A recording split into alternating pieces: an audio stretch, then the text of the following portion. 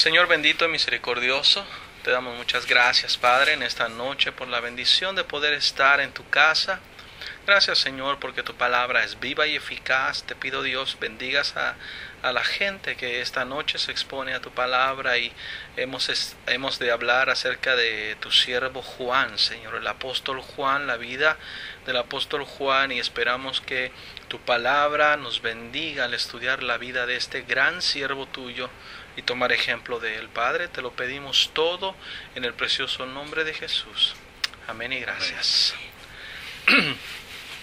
El cuarto apóstol del que vamos a hablar es el apóstol Juan.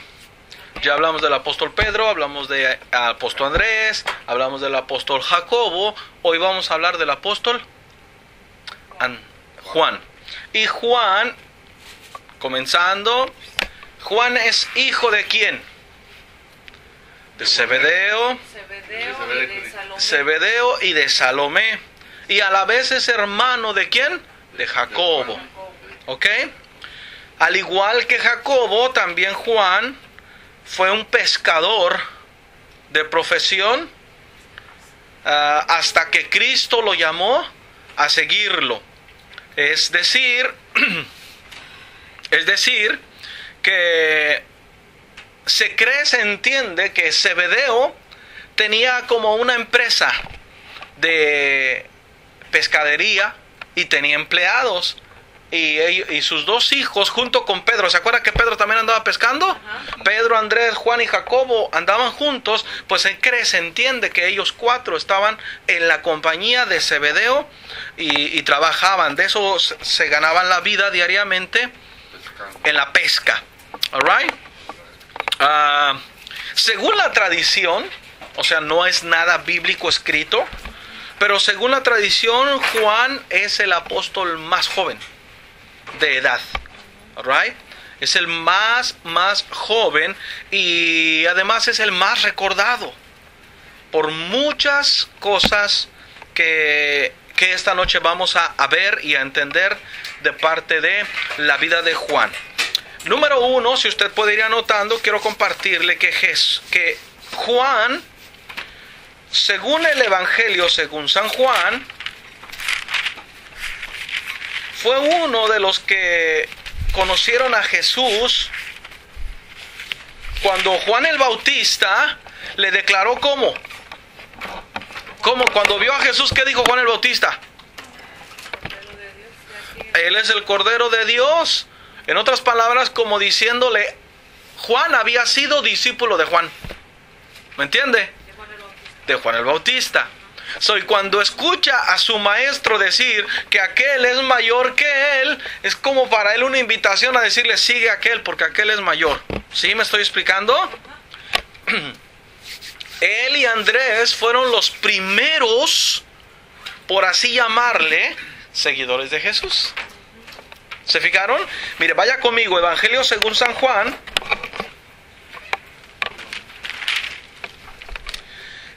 ¿Ya lo tiene? Capítulo 1, versículo 35. Dice así la palabra de Dios: el siguiente día, otra vez estaban Juan y dos de sus discípulos. Este Juan es Juan el Bautista. Y los dos discípulos, vamos a ver quiénes serían. Y mirando a Jesús que andaba por ahí, dijo: he ahí el Cordero de Dios. Jesús andaba ¿cómo? ¿Con mucha gente? ¿Cómo andaba Jesús? Sí, con todo. A ver, lea lo que estamos leyendo. No, pues estaba con dijo que... Y mirando a Jesús que andaba por ahí, dijo: he aquí el Cordero de Dios. O sea, lo vio a él solito. No dice que andaba con nadie. Andaba él solito. Cuando lo vio, dijo: he ahí el Cordero de Dios. Versículo 37. Le oyeron hablar los dos discípulos y siguieron a Jesús. Seguirle, no le empezaron a seguir como nosotros entendemos, de día y de noche, de todo el tiempo. No, dijeron: vamos a ver quién es este Cordero de Dios. El Cordero que según Juan había declarado. Versículo 38. Y volviéndose Jesús y viendo que le seguían, o sea, ¿quién le seguía? Los dos hermanos. Los dos, no son hermanos. Los discípulos, eran dos discípulos. No eran dos discípulos todavía. Los dos que eran discípulos de Juan. ¿Quiénes eran? Andrés y Juan. Pero ellos dos no eran hermanos. Ok, Andrés es hermano de Pedro. Andrés es hermano de Pedro, Jacobo es hermano de Juan. Hoy estamos hablando de Juan. Y volvieron Jesús y viendo que le seguían les dijo, ¿qué buscáis? Ellos le dijeron, Rabí, que traducido es maestro, ¿dónde moras? ¿Dónde vives? ¿Qué haces? ¿Dónde te quedas? Versículo 39. Y les dijo, venid y ved. Fíjate que ese venid y ved no significa sígueme, déjalo todo. Simplemente es dense cuenta de dónde ando. Ajá. Fueron y vieron dónde moraba y se quedaron con él aquel día, porque era como la hora 10. Andrés, hermano de Simón Pedro, era uno de los dos que habían oído a Juan y habían seguido a Jesús. Este halló primero a su hermano y le dijo, hemos hallado al Mesías, que traducido es el Cristo, y le trajo a Jesús. Mirándole Jesús dijo, tú eres Simón, hijo de Jonás, tú serás llamado Cefas, que quiere decir Pedro.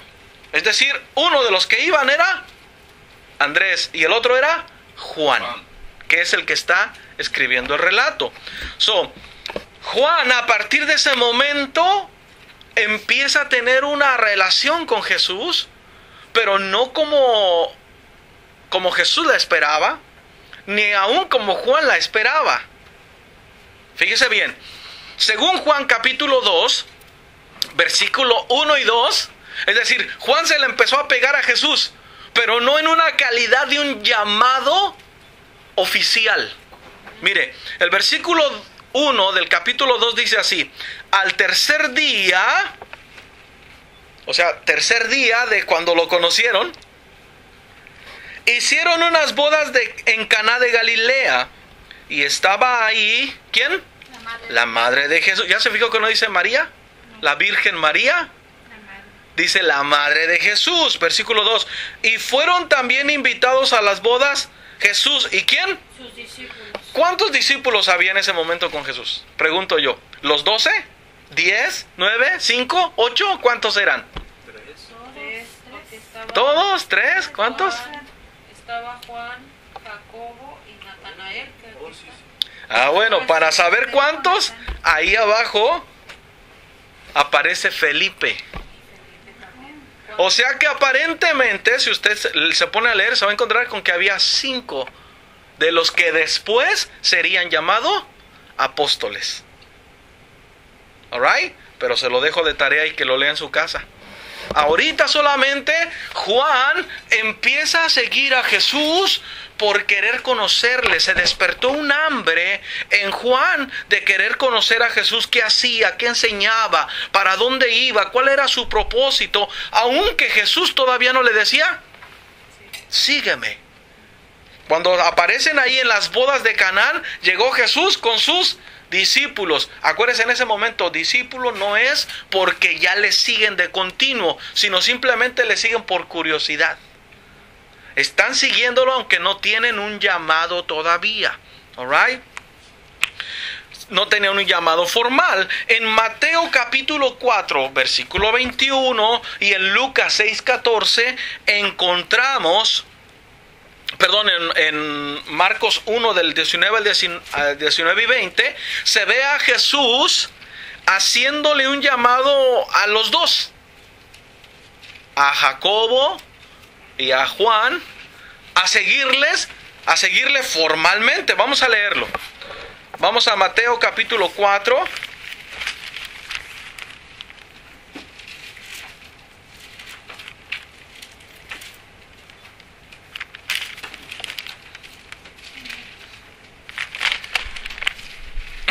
Y versículo 21 dice así: pasando de allí, vio a otros 2 hermanos, Jacobo, hijo de Zebedeo, y Juan, su hermano, en la barca con Zebedeo, su padre, que remendaban sus redes, y los que...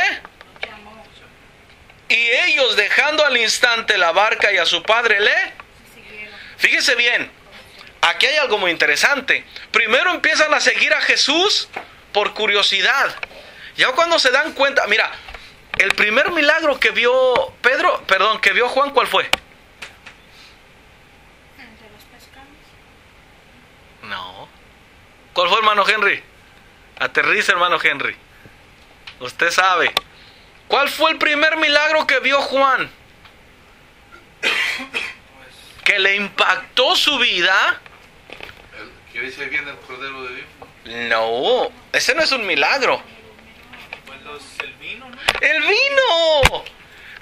Cuando Juan asiste con Jesús a las bodas, él se da cuenta cómo Jesús convierte el agua en vino.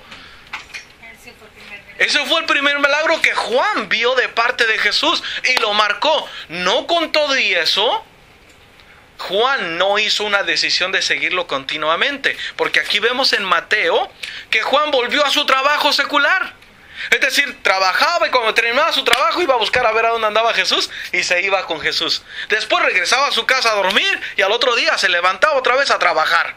Y después se iba a ver a Jesús. ¿Me explico? Esa era la vida de Juan. Hasta que de repente, en el versículo 21, ahí encontramos un llamado formal de parte de Jesús a la vida de Jacobo y de Juan. Zebedeo no. Zebedeo es el papá de ellos dos, Jacobo y de Juan. Si ya se fijó, dice, pasando de ahí, vio a otros dos hermanos. ¿A quién? A Jacobo, hijo de Zebedeo, y a Juan, su hermano, obviamente, hijo de Zebedeo. En la barca, ¿con quién? Zebedeo, su padre, que remendaban sus redes. ¿Y los qué? Llamó. Y ellos, dejando al instante la barca y a su padre, le siguieron. ¿Qué significa esto, hermano? Ya ellos habían probado, como se dice por ahí, las mieles de la bendición de Dios, de lo que Jesús podía empezar a hacer.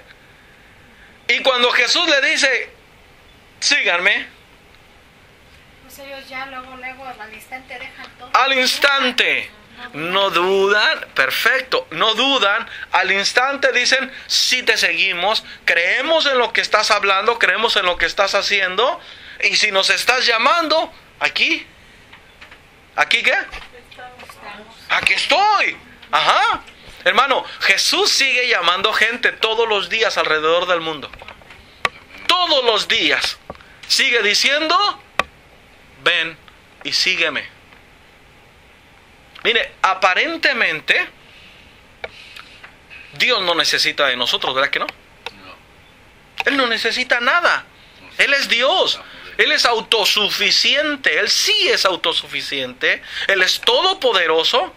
Pero ojo, si Él te llama, es por hacerte un bien a ti.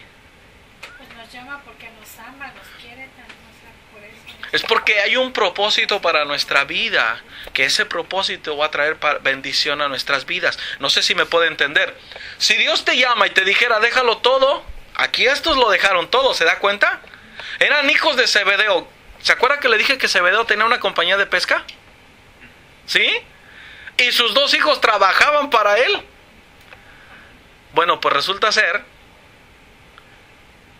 que sus dos hijos se le van del trabajo. ¿Cómo dicen aquí los hispanoparlantes? Cuitearon. Le cuitearon al papá. Y se fueron a seguir a Jesús. Qué bueno, hermano, fíjese bien. Qué bueno tener un padre como Zebedeo, que no se opuso a que sus dos hijos siguieran a Jesús. Se dio cuenta Zebedeo que era mejor que siguieran a Jesús a que siguieran en el negocio. Porque es mejor hacer tesoros en el cielo que aquí en la tierra. Qué bueno, hermano, usted que tiene hijos, sea un Zebedeo para sus hijos. Que busquen a Dios y no se oponga. Es decir, anímelos. Yo quisiera de todo corazón Anímelos. que ellos, sí les hablo y les digo. Muchas veces, hermano, como padres, nuestra mayor lucha, incluso nuestro mayor éxito, está en doblar nuestras rodillas por nuestros hijos.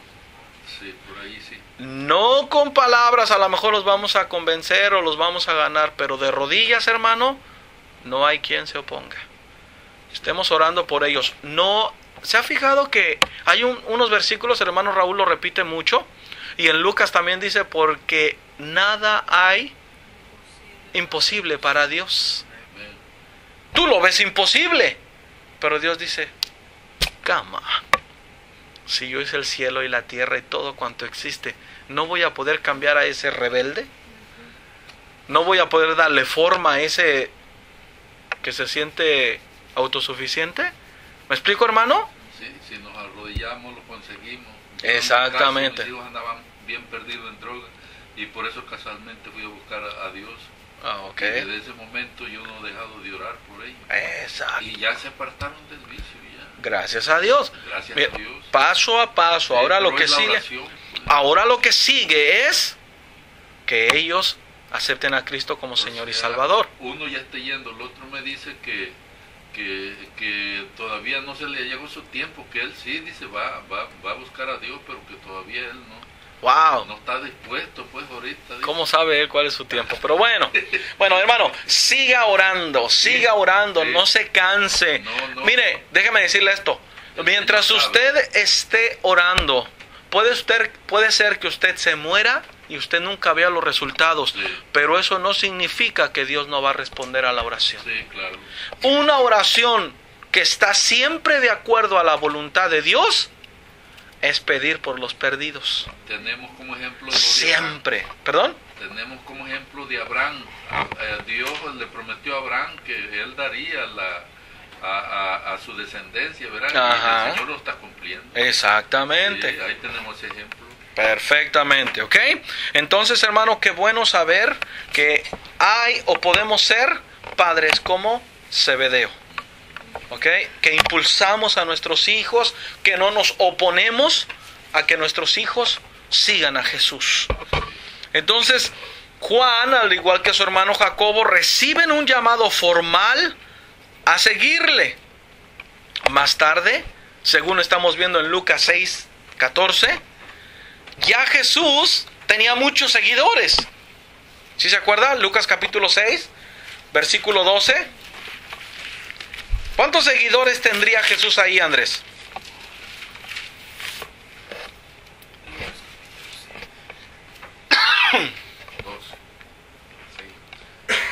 ¿Cuántos seguidores tendría ahí, hermana Lupita, Jesús? En el capítulo 6, versículo 12. Pues aquí, como dice que además él estaba solo orando, ¿no?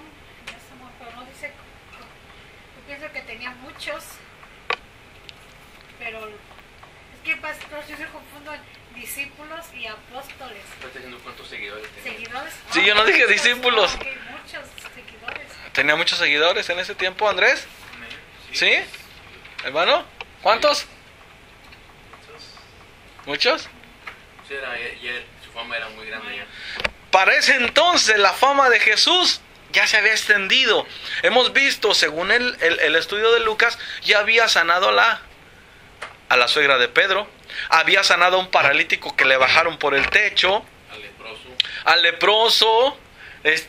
¿Cuántas cosas ya Jesús había hecho? Había ido a otros lugares a hacer sanidades y había vuelto.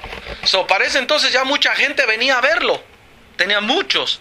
Pero en este capítulo, en este específico versículo, nos encontramos cuando Jesús sube al monte a orar para muy temprano levantarse y hacer la elección de los que serían los 12 apóstoles.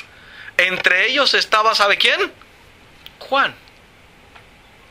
Es decir, hay dos tipos de llamado. Un llamado es sígueme. Y otros ya eran como escogidos, ¿no? Y otro es ya para definir una posición. ¿Me estoy explicando?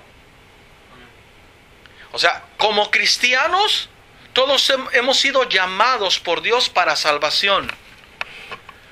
Y como cristianos, también todos podemos recibir un llamado, nosotros podríamos decirlo así, ministerial. ¿Se acuerda cuántos ministerios hay? Bastantes. ¿Cuántos habrá, hermano Henry? ¿Cuántos, hermano Andrés? Yo le calculo algunos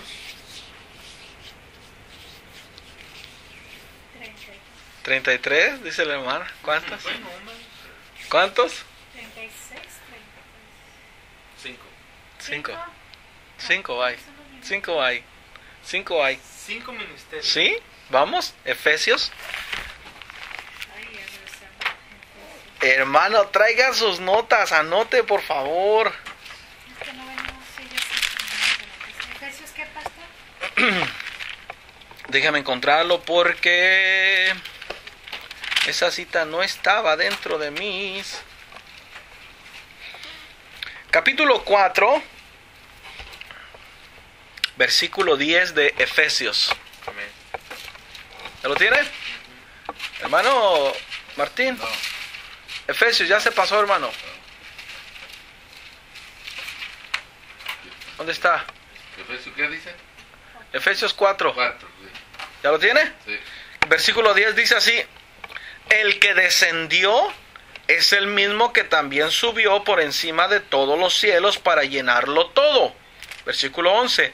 Y él mismo constituyó a unos, cuéntelos, apóstoles, a otros, Profetas. ¿cuántos van? Evangelistas. 2. Pastores y otros maestros. Espéreme, vamos. Oh, Vamos contándolos. Y él mismo constituyó a unos, ¿qué? Apóstoles, 1. 2. A otros profetas. 3. A otros evangelistas. 4. A otros pastores. Y 5. Maestros. ¿Cuántos ministerios hay? 5 ministerios. ¿Ok? Y si se fija, él dice, ¿ya se fijó lo que dice el versículo 11? Es que yo pienso que la confusión está, pastor, que cuando dicen el ministerio de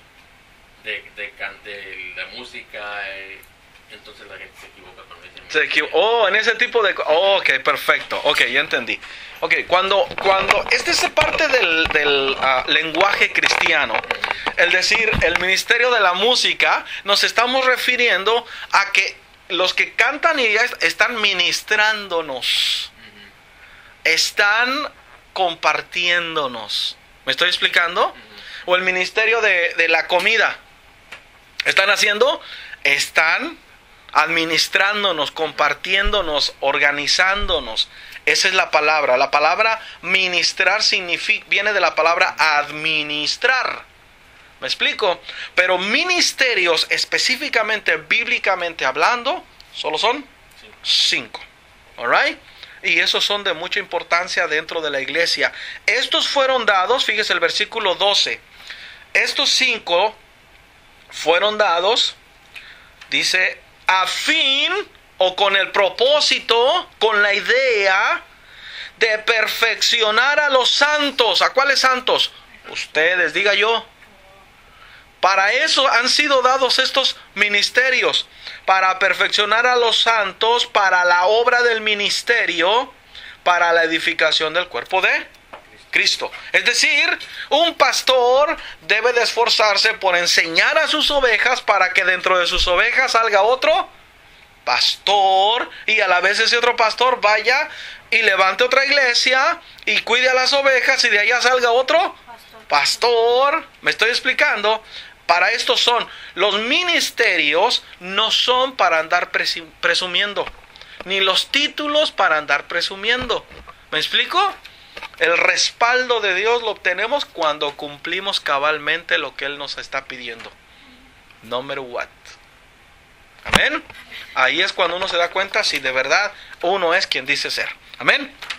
Entonces, el llamamiento apostólico lo recibió Juan, pero fíjese bien, primero Juan siguió a Jesús por curiosidad. Después de ahí, Jesús lo llama, como te puede llamar a ti. Y Juan mostró fidelidad. Es decir, si se acuerda, al principio Juan seguía a Jesús, pero lo seguía después de ¿qué? De trabajar o de hacer lo que tenía que hacer, porque tenía que volver. Cuando Jesús lo llama, dice ahí, dejó todo. Es decir, lo siguió de noche y de día, sí. ¿Dormían en el campo? ¿Dormían a la orilla del mar? Sí. A donde fuera Jesús. ¿No comían? También se la pasaba sin comer. ¿Comían mucho? También comían mucho. todo lo que inquiría andar con Jesús, ahí anduvo Juan. De manera que Jesús empieza a conocer o dar a entender lo que había en el corazón de Juan. Y dice, Juan ha mostrado fidelidad, ha mostrado permanencia, él necesita o merece ser un apóstol. Amén. Ya sabemos lo que es un apóstol, ¿verdad? ¿Qué es un apóstol, hermana Lupita? La va a meter en problemas. ¿Qué es un apóstol? ¿Qué es para Jesús? No. ¿Qué es la definición de apóstol?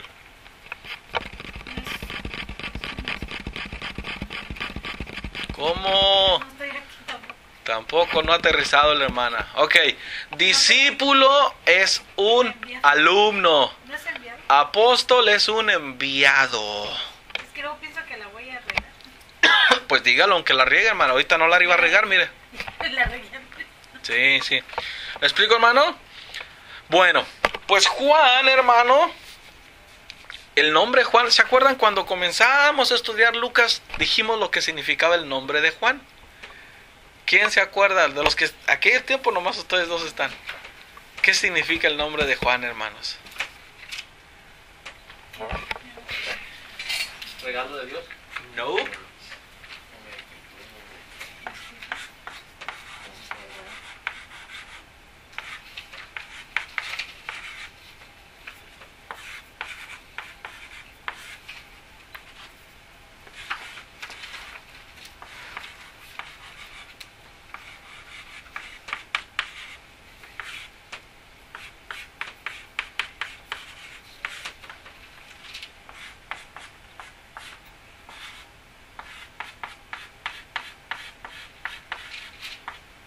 El nombre de Juan significa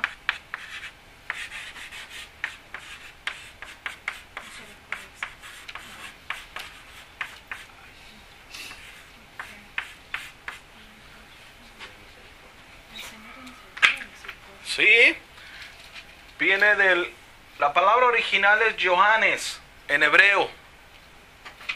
En la traducción que tenemos del Nuevo Testamento, que se escribió originalmente en griego, es Ioannes, así como lo había escrito aquí. Y el nombre significa en sí, el Señor es misericordia. Eso es lo que significa el nombre de Juan. El Señor es misericordia. ¿Ven? Este Juan, que tenía como significado de que su nombre era misericordia, se entendía. ¿Se acuerda que antes los nombres se los ponían de acuerdo al carácter? Aunque se me hace a mí un poquito complicado, ¿no? Imagínate, tienes un bebé, todavía no sabes qué tipo de carácter va a tener o cómo va a ser, y le daban un nombre y siempre era muy acertado, ¿no? ¿Se acuerdan de Jacob, el tramposo? Pues así era, tramposo. Bueno, no sé cómo lo definieron ellos, pero mire, aquí el significado de Juan, el Señor es misericordia, resulta ser que Juan de misericordia no tenía nada, porque era un qué, hermano Martín. Discípulo. No, hermano. Un guaneje. Juan y Jacobo, Jesús les dijo, ustedes son hijos del trueno, y según su nombre es el Señor es misericordia. De misericordioso no tenía nada. Pero era implacable, tremendo. Es más, Jesús tuvo que reprenderlo, ¿se acuerda? ¿Se acuerda, hermano Martín? Jesús reprendió a Jacobo y a Juan cuando dijeron, no te quieren aceptar en Samaria, vamos a pedirle a Dios que haga descender fuego y que los consuma a todos. ¿Se acuerda? ¿Sí se acuerda de eso, hermano? Poquito. Bueno, acuérdese bien porque lo hablamos recientemente. Después Jesús les vuelve a jalar otra vez las orejas a ellos dos. ¿Sabe por qué? Porque ellos dos junto con su mamita se pusieron de acuerdo para decirle al Señor que mi hijo se siente uno a tu derecha y otro a la izquierda. ¿Y qué provocó eso? Que los otros apóstoles, ¿qué hicieran? Tuvieran celos. Celos, se enojaran. ¿Me estoy explicando, hermano? Entonces, Juan, hasta ese momento, de misericordioso no tenía nada, y tenía todo de Boanerge. Ese Juan, fíjese lo que pasó. Vaya conmigo, esto sí necesitamos leerlo. Lucas capítulo 9.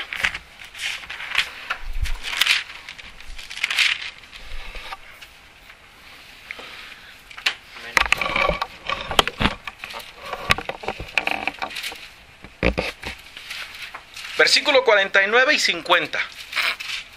Aquí hay un episodio entre Jesús y Juan.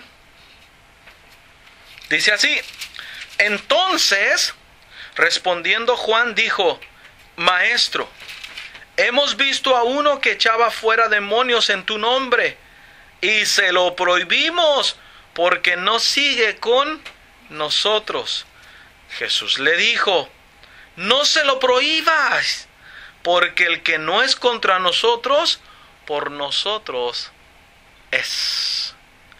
Ok, este dijo, fíjate bien, hay uno por allá, Señor Jesús, que anda haciendo milagros también en tu nombre. Pero como no anda en la bola con nosotros, se lo prohibimos. Porque no puede ser, o anda con nosotros. ¿Sabe que la Iglesia Católica dice que una de las reglas o leyes de la Iglesia Católica, ellos promulgan y dicen que fuera de la Iglesia Católica no hay salvación? Nadie. ¿Usted sabía eso? Bueno, pues eso es lo que promulgan. Ahí le va otra. Los cristianos evangélicos dicen que solo ellos tienen la verdad. ¿Sabe qué? Hace mucho tiempo escuché una historia de un hermano, dijo así, que dice que le platicaron que una persona llegó al cielo y que llegó y que dice, había un pasillo muy largo, dice, y a lo largo del pasillo había puertas de cada lado, y dice, y yo caminé por el pasillo y en una puerta tenía siempre un ¿cómo se llama? Un título, un sign de quién estaba allá adentro. Entonces dice que llegó, tocó a la primera puerta y abrió. Y dice que cuando vio, dice, todos estaban así, aleluya, aleluya, pero bien tranquilo, dice, un silencio, una paz tremenda, dice. Cerró la puerta y dijo, no, pues está bien. Siguió caminando y se metió a la otra puerta. Y cuando entró andaban todos brincando, gritando, aleluya, Señor, y tamborazos y todo bien fuerte. Y para el otro siguió caminando. Llegó a otro, todos estaban orando, Señor. Y entonces dice que y venía un ángel con él y le dijo, oye, ¿por qué están así divididos? Mira, dice, es que lo que pasa, dice, es que aquí en el cielo Dios los ha querido dividir así porque los primeros que viste eran los bautistas, los segundos que viste eran los pentecostales y los terceros que viste, esos son los de la luz del mundo, dice. Todo el mundo piensa que ellos son los únicos que están en el cielo, no los podemos juntar, dice, porque se pelean, van a empezar a decir, no, ustedes están mal, no, ustedes están mal, es que ustedes no lo hacen así, es que entonces, dice, por eso los tenemos separaditos, dice. Porque en el cielo, hermano, va a haber de todo. En el cielo va a haber de todo. Usted piensa, fíjese que yo he llegado hasta pensar, esto es mi opinión, que hasta gente que está en la Iglesia Católica puede ser salva. Porque hay mucha gente en la Iglesia Católica que es honesta y sincera delante de Dios y que quiere hacer las cosas bien. Incluso han tenido un encuentro personal con Jesús. Hay ciertas iglesias católicas que hoy se llaman carismáticas, o de ¿cómo se llama? Renacidas o no sé cómo, donde ya no tienen santos, ya no adoran, ya nomás le cantan a Dios y hasta tienen manifestaciones del Espíritu Santo y siguen siendo católicos. ¿Me entiende? ¿Hay algo imposible para Dios? No. La Biblia enseña claramente, el que tiene al Hijo tiene la vida, nada más. ¿Me explico, hermano? Lo importante es tener al Hijo de Dios con nosotros. Juan... Pastor, pero sí. si están en el cielo, digo, ¿por qué también? Esa división ya debe ser, pues ya Dios la debe terminar. Es una historia nada más. Por decir, pues eso no podría ser. No podría ser, exactamente. Es una historia para ilustrar. Por decirlo así, Jesús usaba muchas parábolas para dar una enseñanza espiritual. Esto también es una historia. No quiere decir que así es. ¿Me explico? Nadie sabe cómo es en el cielo. Pero es una historia para dar a entender una enseñanza. ¿Sí? ¿Y brother? Sí, pues yo no he leído la Biblia, bueno, pues ni tampoco la Biblia cristiana tampoco la he leído completa, ¿verdad? Uh-huh. Pero he leído un poquito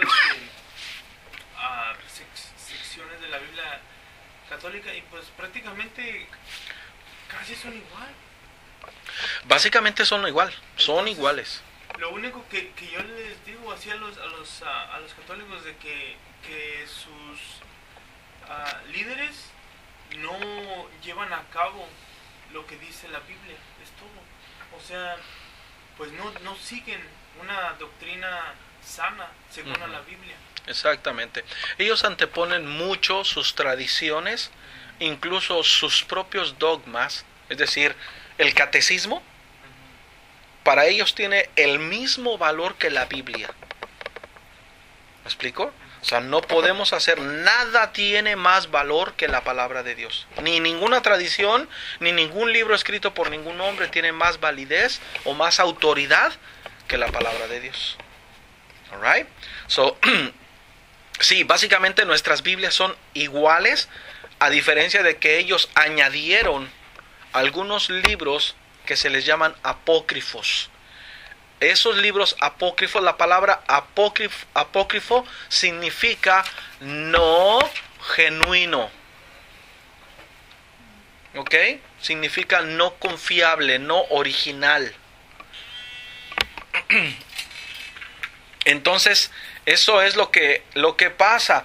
Entonces, hermano, lo que quiero enseñarle aquí es, la palabra de Dios dice que Juan en ese momento le afloró lo Boanerge. ¿Cómo podríamos decir aquí? O sea, que Lo Boanerge, ¿qué es? es como el carácter, lo fuerte. El carácter, lo fuerte, yo diría lo carnal.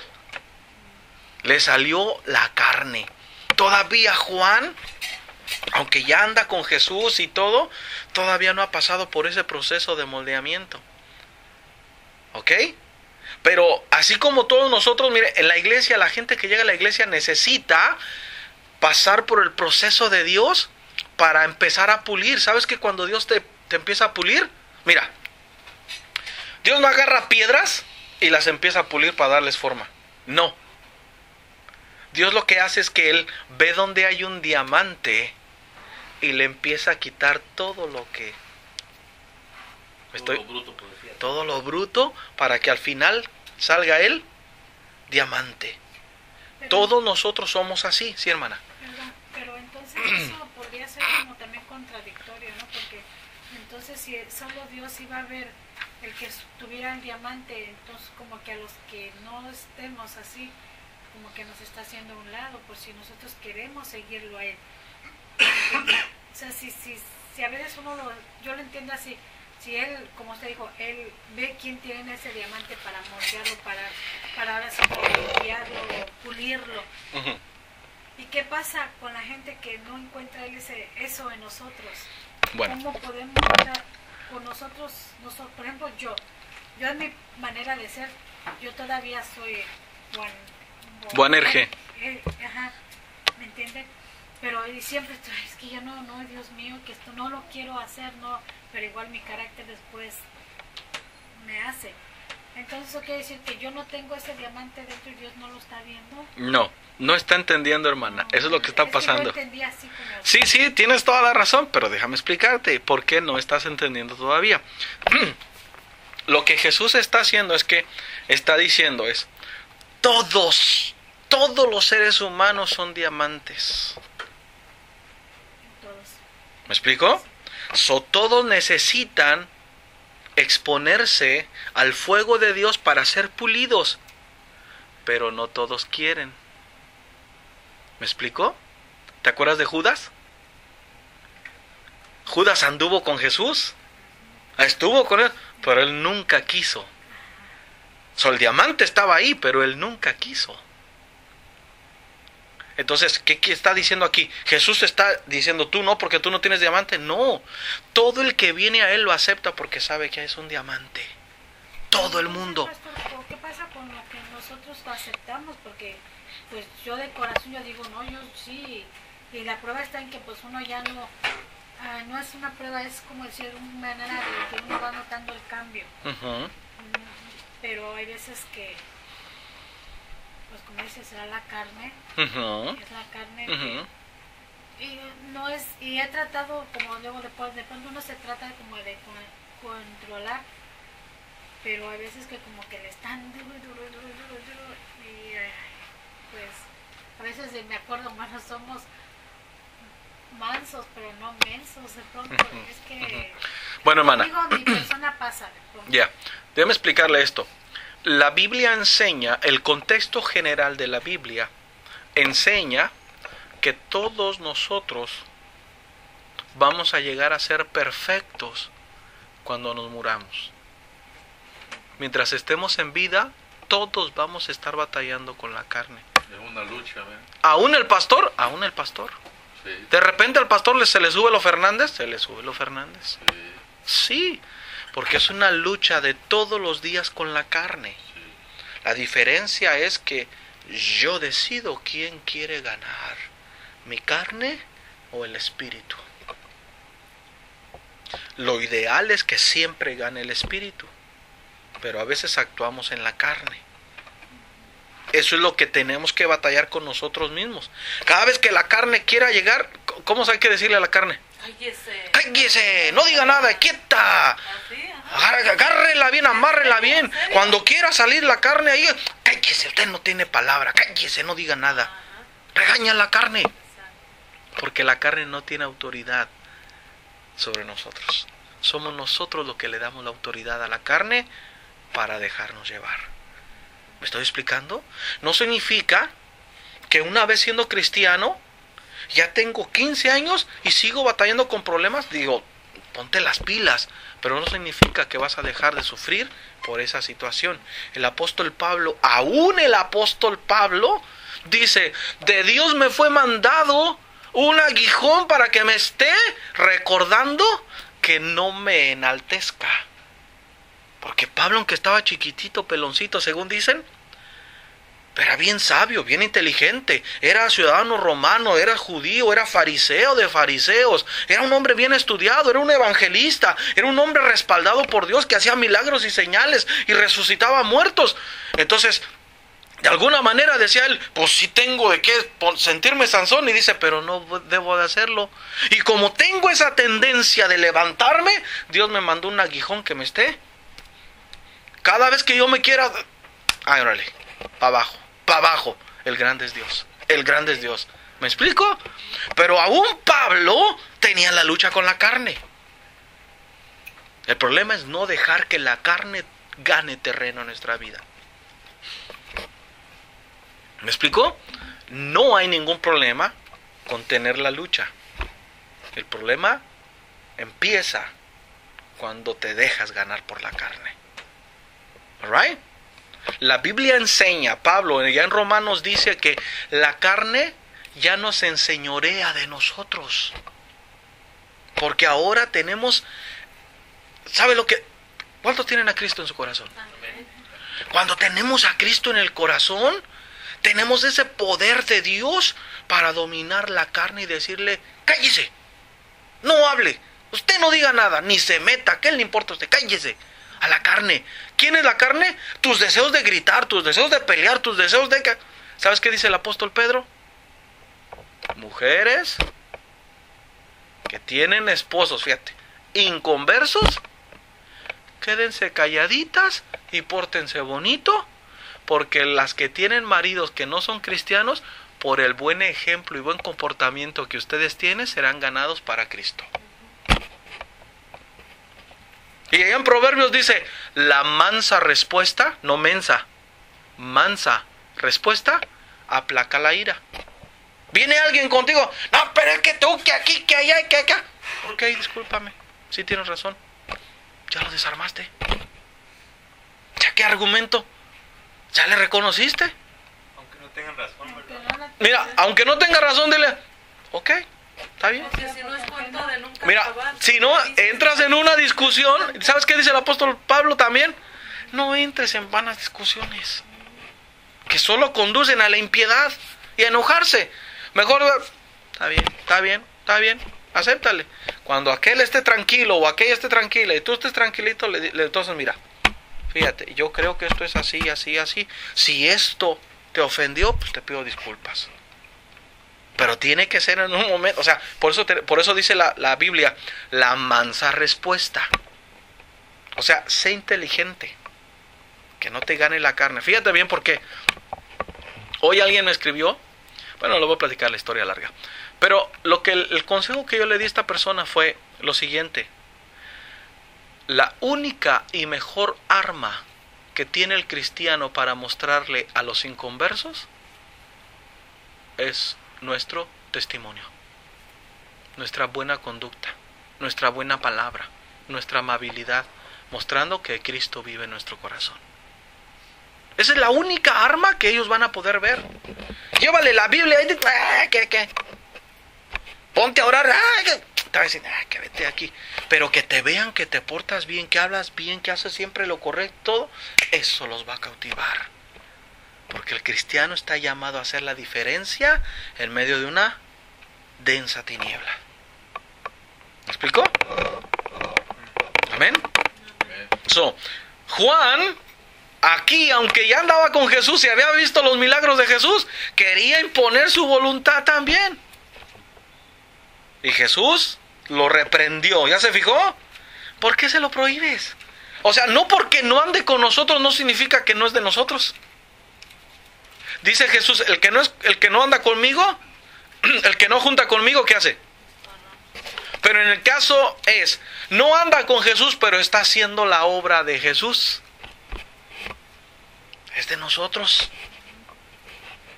Es de nosotros, hermano. ¿Me estoy explicando? Eso es lo que Jesús está haciendo. Simplemente que Juan, mire, Juan entró en ese momento, la carne le dio ese consejo.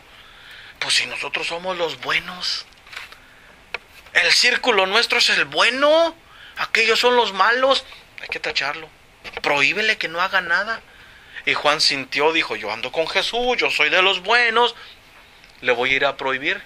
Y Jesús le dice, hey, tranquilo, Boanerge, tranquilo, acuérdate que tu nombre dice que el Señor es misericordia. Y si aquel anda haciendo misericordia a muchos, déjalo. Está también trabajando para él mismo. ¿Estoy explicando, hermano? Son muchas veces, si usted ve, mire, esto se lo digo aquí entre nos, no diga que yo le dije esto, pero si le preguntan, dígalo. ¿Ok? Hay muchas iglesias donde un hermano deja de ir a la iglesia y ¿sabe qué hace toda la demás iglesia? Le dejan de hablar, murmuran de él, lo ven en el mall o en la tienda y le dan la vuelta, tal de no verlo. Eran cuates, comían juntos, platicaban y todo. Se lo digo por experiencia. Como si aquel se fuera robado algo o hubiera hecho algo tan grande, todo el mundo empieza a verlo mal. Simplemente porque aquel dijo, esta iglesia está muy bien, pero me queda muy lejos de mi casa. Voy a buscar una cerca de mi casa. Empezó a ir a otra iglesia y todos los de aquí empezaron a murmurar de aquel. No, es que ya no viene a nuestra iglesia, algo ha de haber hecho, no, este pecador y le reúnen. Y ya no. ¿Por qué? Imagínense si en esta iglesia pensáramos que nada más nosotros vamos a llegar al cielo. Ya nos vemos todos, ¿no? ¿Qué óvole? ¿Qué vamos a hacer? El que no venga, ¿cómo le dijeron a usted, hermano? ¿Cómo? Allá en su iglesia. ¿El que no qué? ¿Cómo le dijo el pastor? ¿El que deje de venir o cómo? No, que si él se daba cuenta que si estaban yendo a otra iglesia, que lo corría. ¿Qué óvole? Que yo me doy cuenta, dice, que alguien de los 10 miembros de la iglesia están yendo a otra iglesia, dice, lo corro, dice. Pregunta, what would Jesus do? Diría Jesús, sí, está bien. ¿Estará contento Jesús con estas declaraciones? Pues diría lo No, mismo que dice aquí, déjalo. Déjalo. De alguna manera. Déjalo. ¿Me explico, hermano? Si usted ve a alguien que es cristiano y se lo encontró hace mucho tiempo, salúdelo bien contento, hermano. Diga, Dios te bendiga, me da gusto verte. No vamos a la misma iglesia, pero tenemos al mismo Padre. Así ¿Qué es. tal? Así debe de ser, hermano. ¿Sabe que le preguntaron a Jesús y Jesús qué dijo? ¿Se darán cuenta quién es mi discípulo? Si tienen amor, aunque no se ven todos los domingos. Pero si demuestran amor el uno con el otro, van a decir, estos conocen a Jesús. Y Juan todavía no entiende. Juan es un Boanerge. Ya Jesús le jaló las orejas 2 veces a él y a su hermano. Y ahora se las jala a él solito. Ahora mira, vente para acá. Finalmente, hermano, Juan entiende. Y Juan cambió totalmente su forma de ser, de percibir las cosas. Fíjate que encontré que dice así. Un escritor, un teólogo escribió así: Juan es el apóstol que se caracteriza por una profunda intuición espiritual y una sensibilidad al trato de Dios. Fue el apóstol por el cual el maestro sintió un afecto en particular. De ninguno otro de los apóstoles se dice aquel a quien Jesús amaba. ¿Por qué Jesús empezó a amar más a Juan? 3 veces le jaló las orejas. ¿Por qué? Porque Juan empezó a entender, empezó a dominar la carne y terminó siendo, ya lo vamos a ver más adelante, terminó siendo uno de los que más conocieron a Jesús íntimamente. Siendo un Boanerges, hijo del trueno, terminó siendo un misericordioso. ¿Me explico? Es decir, ¿habrá algo imposible para Dios? No. ¿Podrá Dios ayudarnos en nuestras debilidades, en nuestra carnota? ¿Verdad? Sí. Mira, hay muchos que tenemos poquita carne. ¿Sí o no? Pero hay otros que tienen un montón de carne. Pero están rodeados de carne. Obvio, el que tiene poquita carne, le será más fácil dominarla y su lucha será menor.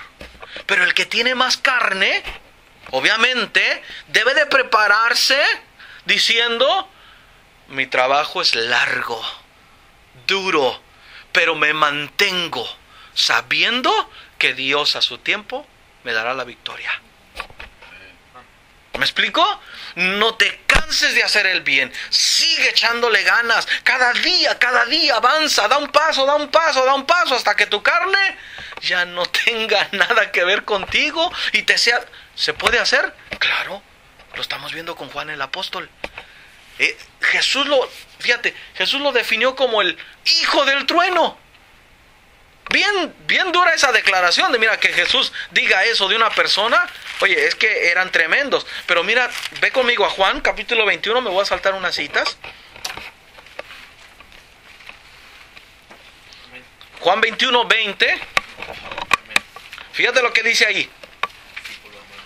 Dice, volviéndose Pedro, vio que le seguía el discípulo a quien amaba Jesús. El mismo que en la cena se había recostado al lado de él y le había dicho, Señor, ¿quién es el que te ha de entregar? Cuando Pedro le vio, dijo a Jesús, Señor, ¿y qué de este? Jesús le dijo, si quiero que él quedase hasta que yo venga, ¿qué a ti? Sígueme tú. Fíjate lo que Jesús está diciendo. Yo tengo un trato personal con este ex Boanerge. Un ex Boanerge. Y si yo quiero que él se quede hasta que yo venga. Mira, hermano, Cristo todavía no viene, ¿verdad? Pero si estuviera Juan entre nosotros todavía, si a él le hubiera placido que así fuera, ¿qué? ¿Por qué? Por el amor particular, por la intimidad que hubo entre Juan y su maestro. Amén. So, Juan pudo cambiar por su trato diario, continuo con Jesús. Jesús no lo cambió, ¿verdad que no? Jesús fue una influencia importante en la vida de Juan para que Juan hiciera los cambios pertinentes.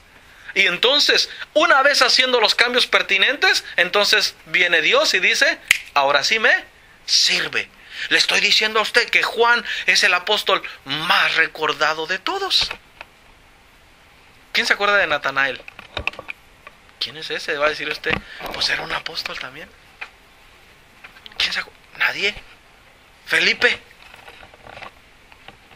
Pero Juan fue recordado, ¿por qué? Porque supo aprender de su maestro y cambiar su vida. Fue Juan el que empezó a tener una intimidad con Jesús, más estrecha que la de ningún otro de los apóstoles. ¿Se acuerda usted que hemos hablado de que Juan, ¿quiénes eran los del círculo íntimo de Jesús? ¿Quiénes eran, Henry? Era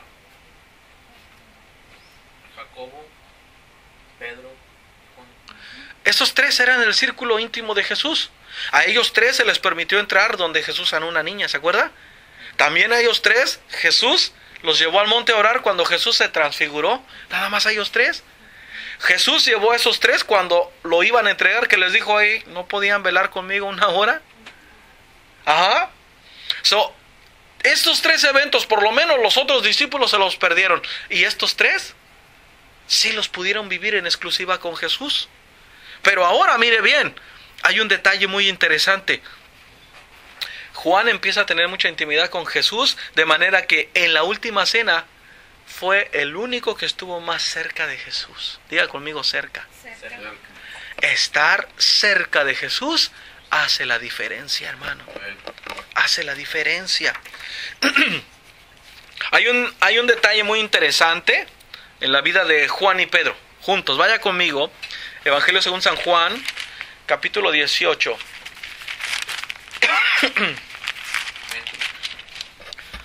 18 y versículos 15 al 18. Se lo leo. Dice así: y seguían a Jesús Simón Pedro y otro discípulo. Y este discípulo era conocido del sumo sacerdote, y entró con Jesús al patio del sumo sacerdote. Le explico el contexto. Aquí ya aprendieron a Jesús. Lo llevan ante el sumo sacerdote para ser juzgado. Pero va Pedro y va Juan siguiendo a Jesús en todo el proceso. Juan es conocido, es amigo del sumo sacerdote. Entonces Juan y Pedro llegan queriendo entrar a donde Jesús va a ser entrevistado por el sumo sacerdote. A Juan, como es conocido, lo dejan pasar, pero a Pedro no lo dejan pasar. Mira lo que sigue diciendo ahí. Versículo 16. Mas Pedro estaba afuera a la puerta. Salió pues el discípulo que era conocido del sumo sacerdote y habló a la portera e hizo entrar a Pedro. Es decir, Juan le dijo: mira, él viene conmigo, queremos pasar, entrar y esto y el otro. Y porque Juan intercedió por Pedro, le dan permiso a Pedro. Fíjese bien después, versículo 17. Entonces la criada portera dijo a Pedro: ¿no eres tú también de los discípulos de este hombre? Dijo él. ¿Qué dijo? Uy, imagínense cómo se sintió Juan ahí. ¿Cómo le estoy dando oportunidad a entrar y ya me hizo quedar mal, ¿no? Mira, versículo 18. Y estaban en pie los siervos y los alguaciles que habían encendido un fuego, porque hacía frío y se calentaban, y también con ellos estaba Pedro en pie. ¿Qué cosa? O sea, se juntó Pedro Y Puentín. con los que con los que estaban contra Jesús. Sí. ¿Cómo crees que se sintió Juan ahí? Bueno, decepcionado, ¿no? Totalmente decepcionado, porque Juan, en ese momento, a Juan le interesa Jesús. ¿Qué va a pasar con Jesús? ¿Qué va a hacer Jesús? Y Pedro dice: no, yo cuido mi pellejo. Pedro está pensando de una manera muy diferente. Ok, no pierde ese detalle, ya voy a acabar, pero no pierde ese detalle. Mire, ahí déjemelo como quien dice, con un paréntesis abierto. Ok, no se me pierda ahí. Juan fue también el único de los apóstoles que estuvo frente a la cruz de Jesús. Oiga, hermano, dicen por ahí, yo no sé, que en la cárcel y en el hospital se conoce a los amigos. Yo le doy gracias a Dios que tengo amigos. Aquí tengo amigos.